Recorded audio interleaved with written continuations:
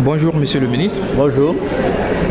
Nous sommes là dans le cadre de la semaine de l'innovation organisée par MFC. Nous sommes à sa deuxième journée. Et quelle est votre impression sur la tenue d'un tel forum? Merci beaucoup. Moi c'est Ousmane Agrissa. J'ai eu le privilège d'avoir été un ancien ministre de l'Environnement et de l'Assainissement. Et donc depuis hier je suis là pour participer à cet atelier. Je dois dire que c'est l'un des ateliers qui m'ont le plus marqué. Parce que par la qualité des thématiques qui sont débattues dans les différents panels, mais aussi par la qualité des animateurs de ce forum. Les sommités en matière d'environnement, en matière de changement climatique dans le monde aujourd'hui sont présentes avec nous ici.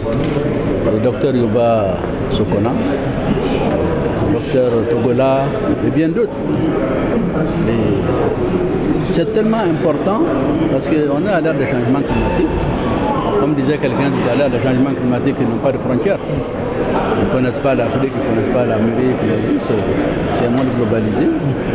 Et donc aujourd'hui, les solutions alternatives au changement climatique sont des solutions qui doivent être globales, que tout le monde doit partager.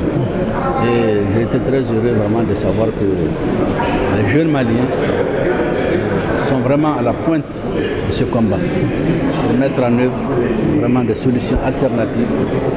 Et non seulement en ce qui concerne les emplois verts, en ce qui concerne les énergies renouvelables, en ce qui concerne la digitalisation, surtout. Parce que la digitalisation offre beaucoup d'opportunités pour vraiment transformer en opportunités même les difficultés que nous avons dans le domaine de l'environnement. Les preuves ont été faites, les exposés qu'on a vus, les stands que le ministre a visités hier, sont vraiment révélateurs de ce que les jeunes Maliens sont capables de faire. Et nous sommes capables, alors si on continue cette voie, de changer les changements climatiques, c'est-à-dire de positiver les changements climatiques, transformer ces impacts négatifs vraiment en opportunités pour notre pays et pour notre jeunesse. Ok, Monsieur le ministre, est-ce que vous avez un dernier mot, des conseils à donner à la jeune génération et donner votre dernier mot? Oui, je pense que j'ai deux mots à dire. Le premier mot, je vais d'abord m'adresser aux autorités de notre pays.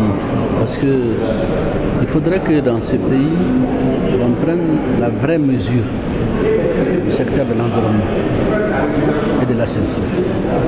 Je pense qu'il y a beaucoup d'efforts à faire encore dans ce sens pour mettre l'environnement à la place qui est la sienne.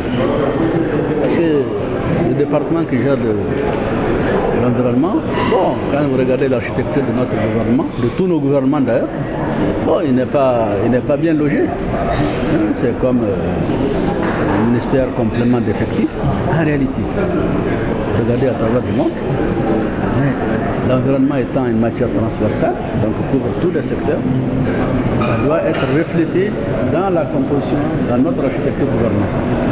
Et avec tout ce que ça comporte comme moyen, comme appui du gouvernement, parce que si on ne réussit pas notre environnement, on ne présente pas l'environnement, on perd tout. On perd tous les autres secteurs, la santé, l'agriculture, l'élevage, etc. Donc ça, c'est le premier message que je voulais dire.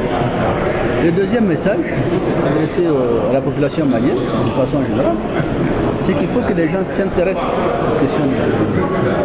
Il faut que les gens s'y intéressent. Parce que ce soit dans le village, les plus petits hameaux, la ville, la commune, les collectivités territoriales doivent faire de l'environnement leur cheval de bataille. Et je crois que c'est compris parce que dans les exposés que nous avons suivis, tous les PDSEC, les communes, les collectivités, quand vous les regardez, c'est toujours l'environnement qui est mis en devant. Mais dans la pratique, comment concrétiser ça? Ce n'est jamais le cas. Parce qu'il n'y a pas de ressources. Les collectivités n'ont pas de ressources. L'État, quelquefois, n'a pas de ressources. Les partenaires n'interviennent pas partout. Et donc ça, c'est quelque chose qu'il faut corriger. Il faut que les collectivités puissent bénéficier d'un appui conséquent pour la mise en œuvre des PDSEC avec comme priorité les questions environnementales. Je pense que ça, c'est vraiment le message qui nous dit. Et à la jeunesse malienne, vraiment de travailler sur la digitalisation. Parce que je crois que c'est l'espoir pour le siècle à venir. Ok, Monsieur le ministre, je vous remercie. Merci beaucoup. Merci. Au revoir.